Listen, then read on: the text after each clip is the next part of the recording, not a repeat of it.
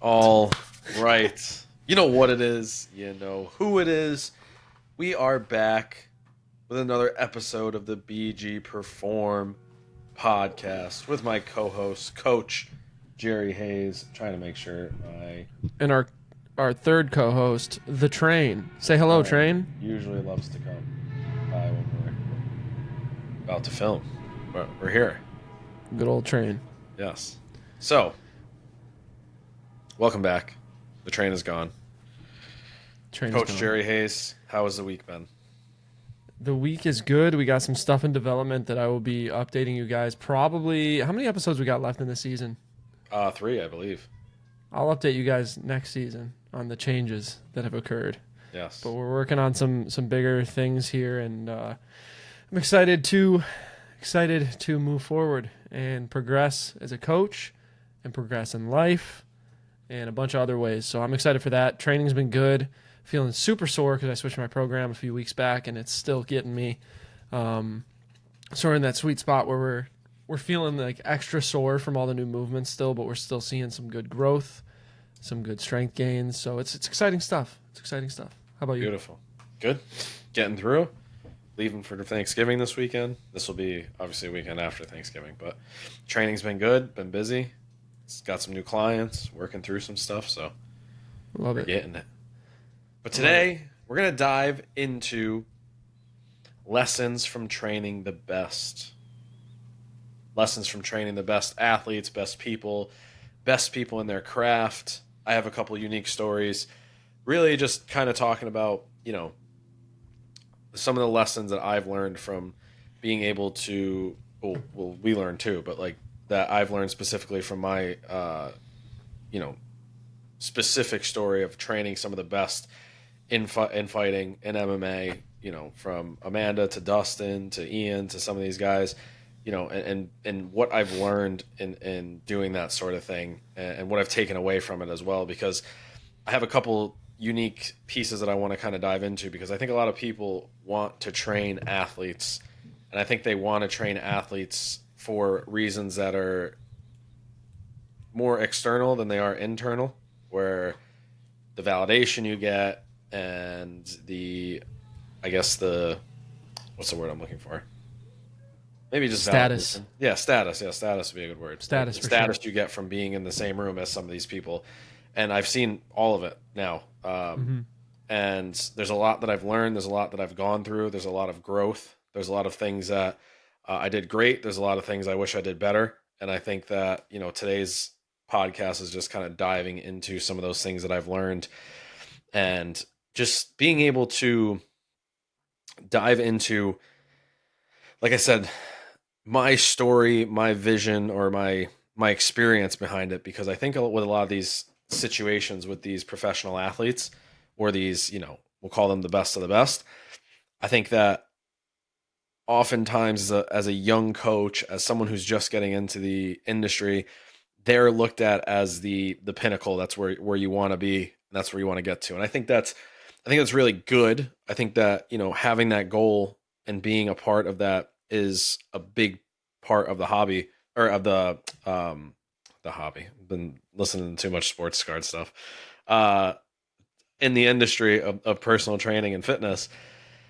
But I think also it's good to understand that, while it is a lot of people's dreams, and while you can easily get there, it's just about putting yourself in the right position. There's things that aren't the best from it, and there's a lot to be gained from just the average everyday individual and training them. So, Jerry, anything you want to add to that to start? Nope. I'm going to chime in a little bit. I had a minor distraction outside of the door, so I missed some of what you said, but I'll jump in. I gotcha. So I want to start off talking about a short story about the first time I trained a professional athlete. And I remember the feelings I got. There's a couple first times for me, like in the professional athlete scene. There's the first time I trained a professional athlete, was just around them. Then there was the first time I trained a professional athlete by myself. And then there was the first time I trained a world champion by myself. And those were 3 different experiences. And I had different feelings throughout every single one. And I remember quickly, the first one I had was a professional athlete, was when I was training Dustin Poirier, for his fight against Connor, the fight where Connor broke his ankle. I trained Dustin to get ready for that fight along with Phil, the guy that I was working with, and I didn't have a lot of time with Dustin specifically because I had just gotten down to Florida at that point. But I was grateful enough to kind of be in the room and watch and see. And there was a lot of filming going on, a lot of cameras, a lot of recording. And it was a really weird experience because, that was the first time I ever been in the room with someone I was like, oh, wow, like that's fucking Dustin Poirier. Like, that's a like savage fighter that I've watched for years. And to be able to see him, talk with him, see how he trains, kind of see the intensity at which they move, was like such a cool experience. But even it was different for me just watching at the beginning, as opposed to what I'm going to get to in a second. And it still was one of those things where I remember being in the room just trying to digest everything. And I was very new in the gym that I was working at. I think it was probably like maybe my second week down there that this started to happen. That I had gotten a little bit like thrown into the fire with Dustin, which I was 100% ready for from the start. It was just kind of that thing where you don't want to overstep your boundaries. You're just meeting a person for the first time, and again, it's a weird thing with like some of these people because they are celebrities, and you want to not fanboy over them, and you want to show them that like, hey, I'm here to help you. I'm here to kind of give you what you need to be successful, not be a fan while you're trying to coach them. And I think that's something that I did really well while also still being like, yo, what the fuck? That's Dustin in front of me. You know what I mean? And I think it was one of those things that I really tried to take a step back with and be a great coach for that reason, as opposed to being like a fan who's a coach. So that one was an experience in and of itself, but there was really no pressure on me in that situation because Phil was handling it and I was just there kind of like helping out where Phil needed help. The first time I trained an athlete by myself, like specifically trained an athlete by myself for a fight, I remember how nervous I was because I was working with this girl, Estella, for a long time. And she was, I think this was like her second fight in the UFC at the time. And I had never done, like, that was the first time I did it by myself, getting someone ready without any intervention from anybody else. And I remember wanting everything to be perfect, trying to make everything perfect, trying to make sure every program I wrote, every exercise I wrote, every set and rep and tempo scheme was 100% what it needed to be. And like really putting a lot of pressure on myself to make sure that like she was ready to win. And I think that was that first experience of like, hey, I got my work is going to be shown to like the world. And that was the first like piece I ever got of that, where it's like, I need to be on point. She needs to be on point. And I was putting a lot of pressure on myself. I was in the sessions kind of second guessing myself, seeing movements, going through being like, oh, maybe I shouldn't have done that, or maybe I should have switched this. And mind you, she didn't speak a lot of English. So I was training her with my, at the time, 2% Portuguese knowledge that I had, trying to make sure that she was doing the right movements, getting ready, doing all the things that she needed to do while cueing her, and then making sure she was on point to like win that fight. She went on to lose that fight, which was, again, one of the things that I struggled with because I was like, damn, I just put so much time and effort into this. And I felt like maybe it was because she wasn't ready or I didn't do enough or that sort of thing. And I remember the first conversation I had with Phil about it. And I was like, dude, how do you like do this without getting like, feeling like shit after if they lose or feeling amazing after they win? And he was just like, you're doing your job and that's really it. You can't attach yourself because then at the end of the day, you're just going to be feeling exactly like this all the time, And as I started to realize that, because within a 3-month span after I had Estella with her first fight, I had like 3 athletes in a row. It was like, I remember specifically because I was like so excited. I had like an April 4th fight, April 16th, and then Ian had his second fight in the UFC, I believe at the time, or no, first fight in the UFC at the time. And all of it kind of like happened simultaneously. And it was one of those things where after the first one, I got all the nerves out. I got all the attachment issues out. And I was able to just really kind of like find my groove inside of the coaching. And it kind of led to everything else from there. And then within a year, about 6 months time is when I got connected with Amanda. And that was a whole different fucking experience. When I walked into the room for the first time, I remember the first time I met her, I was at the gym and I was upstairs in like where my desk was, because we had like the desk upstairs at the time. I came down the stairs and I was like, is that fucking Amanda? I was like, what the hell? I was like, so I went downstairs and I was like, oh, there's no way I'm not training her. Like I've probably told this story 100 times, but I was like, there's no way I'm not training her. So I walked downstairs. She was in the office with Phil. I sat down right next to him and I was like, all right, what's up? What are we doing? And she was like, oh, I'm Amanda. I was like, introduced myself to her and Nina. And Phil at the time couldn't really like make the travel, but she was looking for someone to like coach her. And I was like, cool, I'll do it. Where do you want me to be? Where do you need me to be? Like that sort of thing. Didn't think of anything else. Didn't think of any logistics. Didn't really even think workout wise anything outside of that. And I remember just like, cool, I'll be there. You tell me the time. You tell me the place. I showed up. And I remember the first time I actually did like a full workout by myself with her. And I was probably sweating more than she was. And I remember walking in just being like, oh, fuck, I gotta actually like train her now. Like, what the fuck? I was like, holy shit. What the hell? Yeah, literally. And I remember going into the gym, setting up for the first workout, being like, oh, what if she hates this? Like, what if she hates this? What if she hates me? What if, she just like doesn't like it? What if, I don't know, this and that, whatever else was going through my head at the time. And I remember just sitting there taking a breath. I was like, dude, like, there's a reason this is happening. You're ready for this. And like, this is literally what you've been working your ass off for. So like, just do what you do best. Yeah, show up, just get it done. That was it. And it was just showing up. It was getting into the mood, getting into the swing of things, not allowing her so much to dictate things, but allowing me to dictate things while also listening is a key detail, which I'll get into in a minute. And those are big pieces to the puzzle, And I think that these stories are important because I think while this podcast episode might be a little bit shorter, one of the things that I really want you guys to realize is that these guys are normal humans too. Like, they're the best at what they do and they're really fucking good at it, but they're also human, right? And they're not, I don't want to like, be a Debbie Downer about them, but like, they're not like these crazy people that you speak of. And like, they're like, on a different level than everybody else. They're still human. They still laugh. They still joke. They still make mistakes. Mm-hmm. And once you get to know them, you just have to kind of show them that you're there to actually help them and not just like get something out of it. Because these types of people, they have people all day, every day being like, I want to help you. I want to help you. I want to help you. But they're trying to get some motive on the back end of it, or have some motive on the back end where they're trying to get something from them.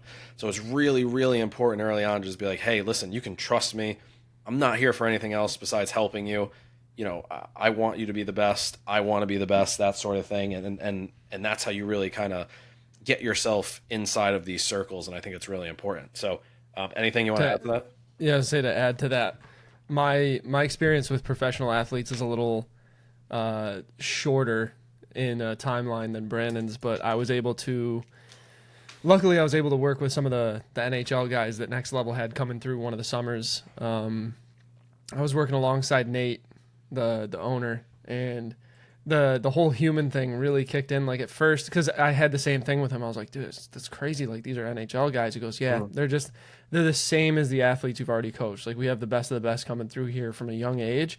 This is just the top notch. Like, this is where they hope to be. And when he said that, I was like, that's a really cool way of thinking of it. Like, yeah, like, we've worked with the best of the best for high school, college, and semi-pro. This is just where they hope to be. And one day, and now that we're at that point, some of those kids that were semi-pro are going pro. Mm-hmm. And they are in those shoes, and they're the same people they were when I trained them back then. And the whole human thing really kicked in, too. At the end, it was a Friday, and Friday was game day for conditioning. It was all about competition, just having fun. It was an off-season. So we had have you ever played spike ball? Yeah. Yeah, so we had a spike ball net, and there was a big tournament, and we were short one player. So Nate had me pair up with Stephen Gianta, and and I was playing spike ball, and he was my partner. And there was like one moment where I dove to like smack it back to him, and he spiked it down, and then like we didn't end up scoring a point off of that dive, but it was like a few hits later we scored a point. And he goes, "Bro, way to lay out for it. That was incredible, athlete over here." And when he said that, I was just like, this is like a guy that I would just hang out with regularly. Like, this is just a normal person. So Yeah, and I think it's Well, important because like they're special people, right? Like obviously they're yeah, special because yeah. they're good at what they do, but I think a lot of them really look for that like normalness that they don't obviously get outside of like the Hmm. people that do it with them. You know, like Yeah. the players on their team, their family, that sort of thing. They see them as that normal guy, but even sometimes the family switches up because once the wallet gets bigger, you know how people can get when money changes things. You know, so Yeah. I think for them it's really important that you show them the pieces of like, hey, I'm just a guy, you're just a guy, you're really fucking good at Hmm. what you do, and I'm really good at what I do in a different capacity. But I Exactly. think it's just showing that early on. And I think that even just kind of like getting into the main topic of today, like what did we learn from training the best? And I think that being lesson number one is that they're human, right? They're Hmm. normal people. I think also is like they want to enjoy the process just as much as you do, right? Like Hmm. you're going in there, you're obviously you like from my experience, I've trained so many athletes to this point that you know I've met almost everybody that I love as a fighter. I've got to work with about 90% of the people that I love as fighters. And then in regards to other sports, there's obviously other sports that I'd love to train people in, but and I have to a certain extent, but not to the level that I have inside of MMA. Hmm. But I think with these types of people, they just want to feel comfortable. And I think if you can give them the opportunity to just be themselves around you and make mistakes and not feel judged, like you're gonna get a lot out of it. And I think from outside of that, like the one of the other like biggest lessons I learned with working with the best is that they demand the best, right? Like these guys aren't the ones who are really truly the best, not just like say they're the best and because they feel like they have to, but the ones who like truly are the best, they're not going to let you slide on your shit. They're not going to let Hmm. you not make mistakes, but they're not going to let you falter, and then not even in like an aggressive way where they're going to get mad, but it's just like you don't want to show up late to a session like that. You don't want to be unprepared for a session like that. I've had some of my biggest coaching growth moments from having four cameras on me while I'm training somebody and being like, fuck, like I can't fuck up here. Like that this needs to be good. I can't say the wrong thing. I have to really focus. I have to make sure because it's like it's different when you have fucking four different cameras on you because you're training for a world title fight and they're recording it and then this is going to go on TV for however many millions of people to see. It's like, damn, like I have to be to that level. But and one of the things I want to talk about too is that you can't just, and this is something I learned from being with these people, is like you can't just try to be ready when the time comes, right? You have to Hmm. be ready before that. Like I think one of the biggest things for me that I learned inside of coaching these types of people is I've been treating the people before this like they were these types of people. I've been treating it as if Yes. I had five cameras on me at all time. I've been treating it as if millions of people were going to see how I was doing sessions. I don't make these little mistakes. I don't overlook these details in coaching. Other places I do. I don't overlook these places in coaching. I don't cut corners in my coaching. I don't cut corners in my cueing. I don't cut corners in my programming. I want these opportunities to be fully executed, and I want the people who come into my sphere of coaching to influence or experience the highest standard of coaching, right? And that's, like I always say, it's my tagline. But I think that's one of the things that taught me was that if I'm going to be the best coach, right, then you're going to get those opportunities regardless. But before Hmm. you get there, you need to treat every single person, right? Every single person like they're that person. And I think Hmm. that, you know, for me, being able to even just get in the room with these people took years, right? And these careers are short. Working with Amanda was a two fight thing, and she retired. She might come back. I'm pretty sure she's going to come back now. Um, but I think that like seeing that opportunity and even having a chance to be a part of somebody's career like that and help her, win a belt back after probably her most crushing defeat and then defend that belt and ride off into the sunset for a little bit, however long it is, is huge for me, right? Like even, how things ended with Ian, but like seeing him get to the top two is great because I know I had a part in that. Seeing Charles win his last two fights were great because I had a part in that.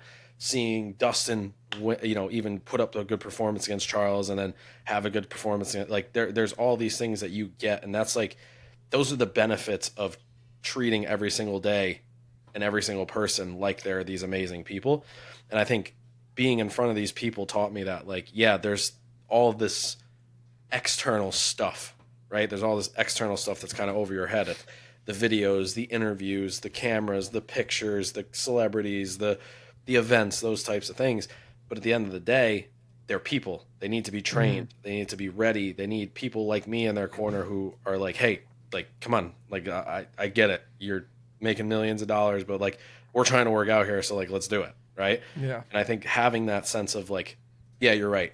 Like, they need that in their life. And I think that's something that I learned really early on. And I think I learned really early on from having the opportunity to just get kind of like thrown into the fire and not really have an opportunity to think about it. It was just kind of like, cool, here's Dustin. Cool, here's Amanda. Cool, here's Ian. Cool, here's so-and-so. And it was just like, well, all right, I'm just going to do what I know best. And that's when I really do think, as a coach or as people in general, you get the most out of things, because you don't have you don't have a chance to think about it. If you actually sit there and think about it, you overthink it, you second guess it. Like with Estella, I had too much time on my hands. We had 4 or 5 months to get ready for the fight, whereas Amanda was like, cool, I got 6 weeks. And I was like, oh, okay, all right. Like, it was like, Ian's had multiple fights where it's like, we got 3 weeks. I'm like, cool. Like, I guess. All right, let's get after it. Yeah. Or I've had people who are like, cool, I'm not fighting this weekend. And then 3 days later, they're like, all right, I'm fighting again. And it's just like this back and forth where you just have to get ready. You don't have a choice. And I think in those times, in the beginning, I think in the beginning especially, it's really important that you do get thrown into the fire a little bit and have to just figure it out with what you have. Because one, you get to see what you're made of. You know what I mean? You get to see what you're made of if you have what it takes. And I think that's the biggest thing. And then on top of that, you get to see, am I true in what I do, and does this translate over into the next best thing, which is obviously creating results and winning. So anything to add to that? No, just one, like, to drill home that same thing. That was a point that I was going to make too, is treating every client like they're your top end client is going to breed the best results, but it's also going to make you a better coach. But then also, like, a little funny thing to add on top of like professionals just being human is, and I'm wondering, like, fighters might be a little different because they're psychotic in their own way. But like, when we go into a really hard workout, we love it, and it's like a regular person would go into a hard workout and be like, dude, this sucks. I want to go home. I just want to go home. Yeah. But some of the fighters, I mean, some of the hockey players that I've worked with, like, they'll see the workout and be like, all right, but they'll do it anyway because they're that disciplined. And like, during the workout, they'll finish something and they'll crush it, and you're like, oh, they looked like they enjoyed that, and they look at you and they're like, I never want to do that again. And it's like, oh, Jesus, okay. But like, I'm wondering, like, with the fighters that you worked with, like, did you ever get like the eye roll? Like, are you serious? Are you doing this to me right now? Literally every single workout with Ian was like, okay, this doesn't work. He's like, none of this works. Like, none of this matters. I was like, I'm like, why am I paying you? Literally, he would say that all the time. Yeah. You're just mean to me. You're a bully. Why am I paying you? That's so, get that and half the time we were just talking about fantasy football anyways. So it wasn't even, but, what was I going to say?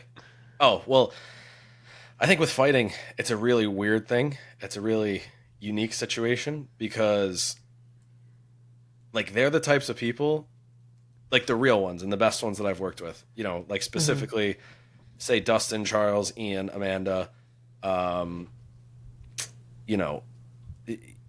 obviously like the best of the best that I've worked with. They don't feel good until they're like punched in the face. Does that make sense? No, that makes sense. They need that.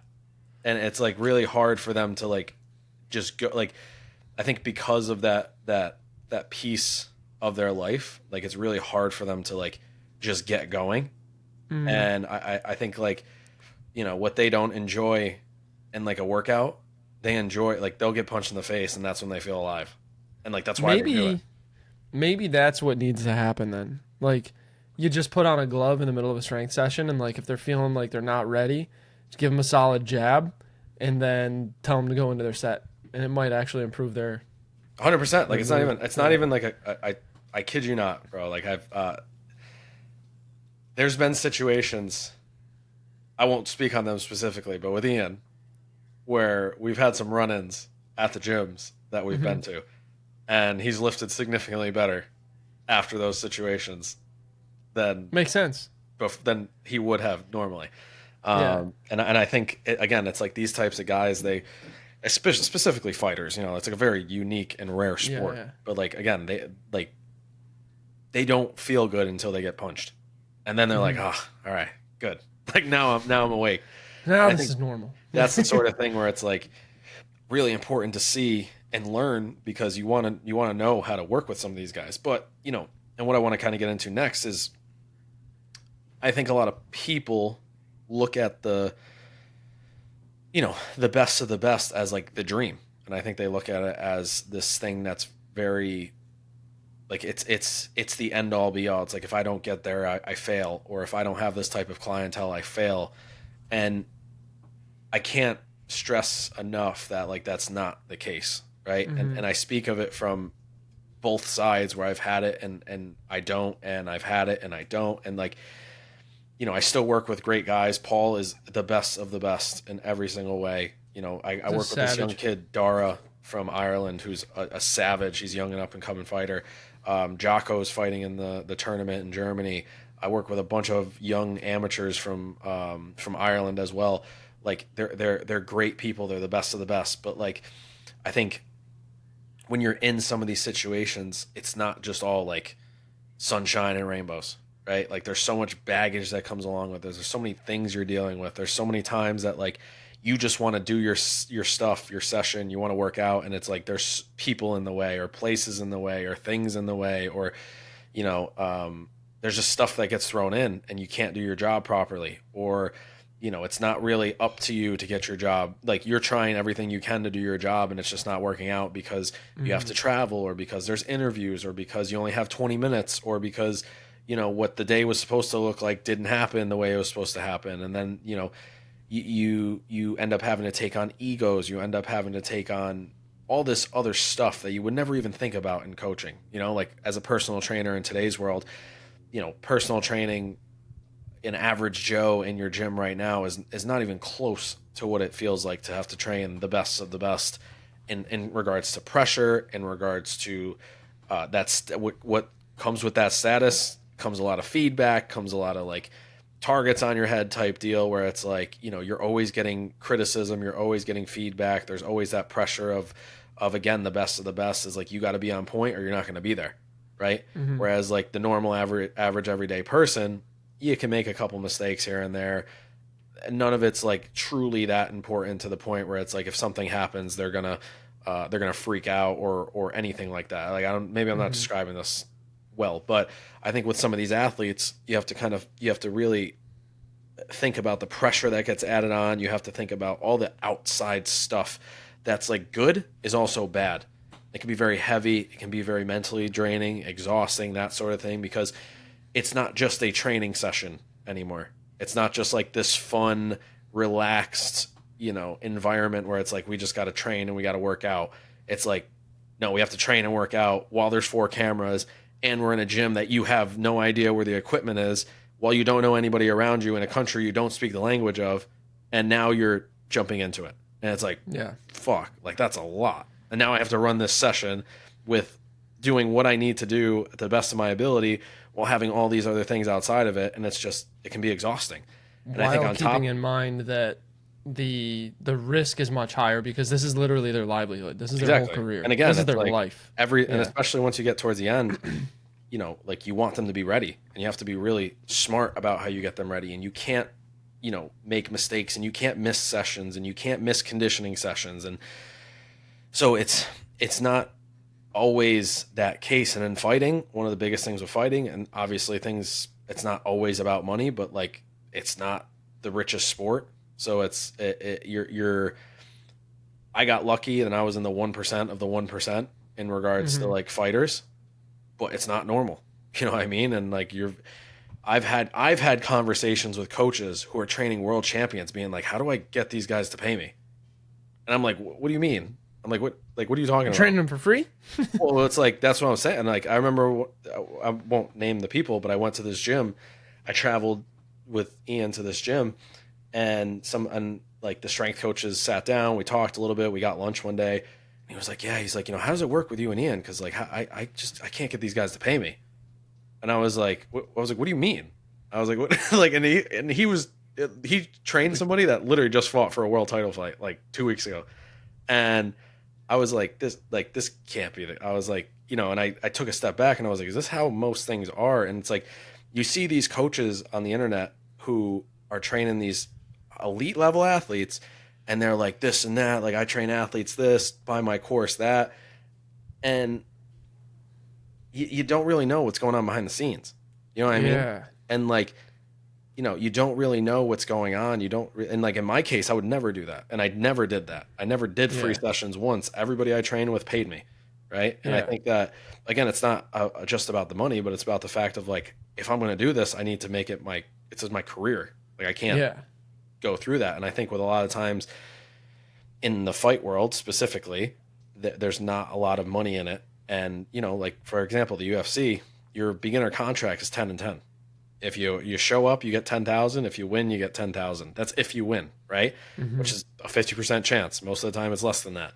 Then you got to pay your coaches. You got to pay sometimes the taxes for the place that you fight. Then you got to keep your own bills on, or pay your own bills and have your own food and all that other stuff. And it's like, it's a poor sport. So when you get to the top of the sport, sometimes it's like, hey, I want to work my way up to the top of the sport.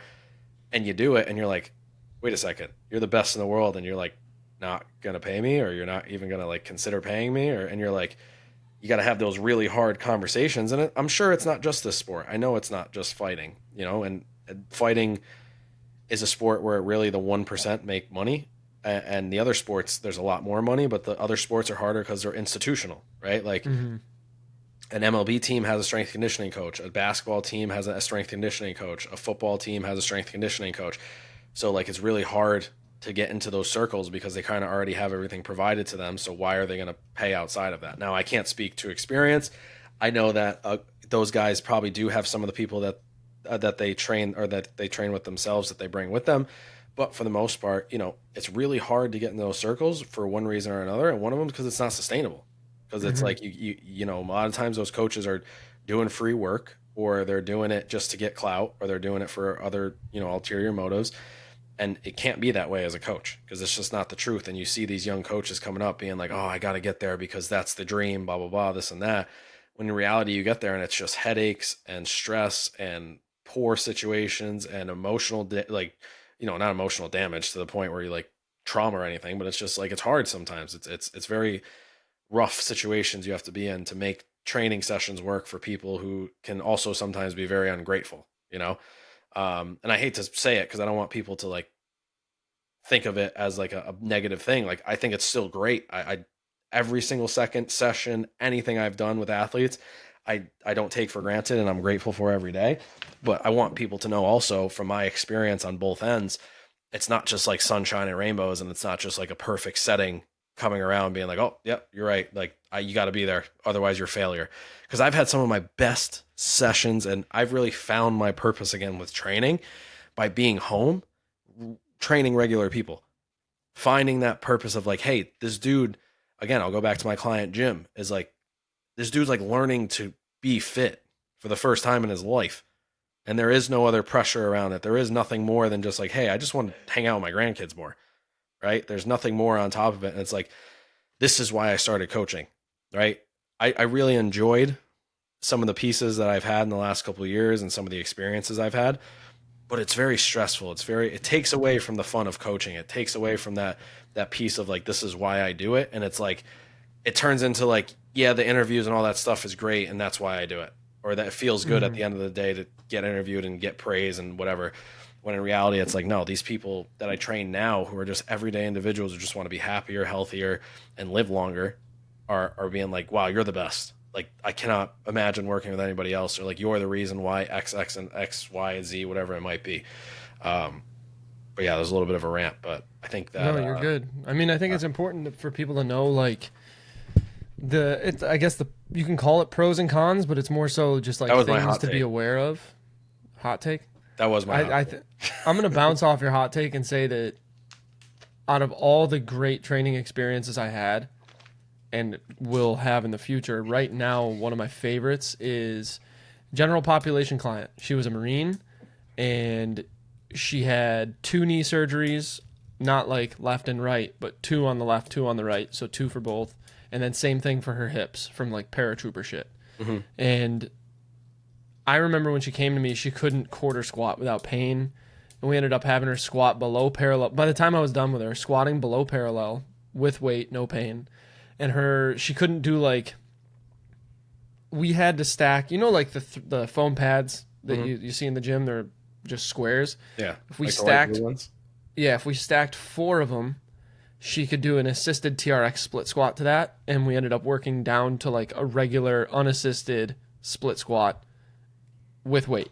And like those little things, I remember the moment that she did that, because that was one of her biggest things that she wanted. She was like, I just want to be able to like stand up from a kneeling position.